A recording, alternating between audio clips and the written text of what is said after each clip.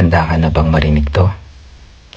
Pero, paalala lang, ang video na to ay hindi para sa lahat. Kaya kung sa tingin mo, hindi ka relate dito, wag mo na lang panoorin. At bago ka magalit, pakicheck muna kung para sa'yo ba talaga to. Kasi kung hindi, abay relax ka lang. Huwag kang magpanggap na ikaw si topic. Okay? Peace tayo. Love lang to. Paano kung iwan ka rin niya? Paano kung yung taong pinili mong ipaglaban, kahit may sabit, kahit mali, iiwan ka rin pala sa huli? Paano kung darating ang araw na maramdaman mong ginamit ka lang pala niya bilang pansamantalang pahinga?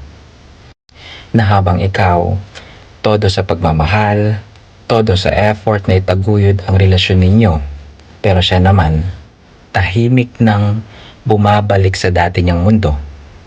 Sabihin na nating totoo ang nararamdaman niya sa'yo.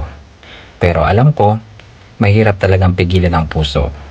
Pero, ito lang ang real talk. Kung nagawa niyang iwan yung jowa niya, yung asawa niya, yung live-in partner niya, huwag kang masyadong pakampante. Baka kasi iwan ka rin niya para sa iba. Kung nagawa mo man maging kabilang kwento, posible rin na may isa pang kabanata sa buhay niya na hindi mo alam. At minsan, kahit mahal ka niya, pipiliin pa rin niyang bumalik doon sa dati. Dahil doon siya mas may pangalan, doon siya mas tahimik, at doon siya mas may kontrol. Hindi mo naman kasalanan kung minahal ka niya at minahal mo din siya. Pero tandaan natin to, sa bawat desisyon natin, mayroong kapalit. Baka ngayon, ikaw ang pinipili, pero sa dulo, ikaw din ang may iwan. Walang titulo, walang kasiguraduhan, at walang kayo.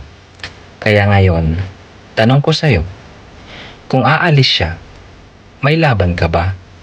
At kung iiwan ka niya, may karapatan ka bang magreklamo?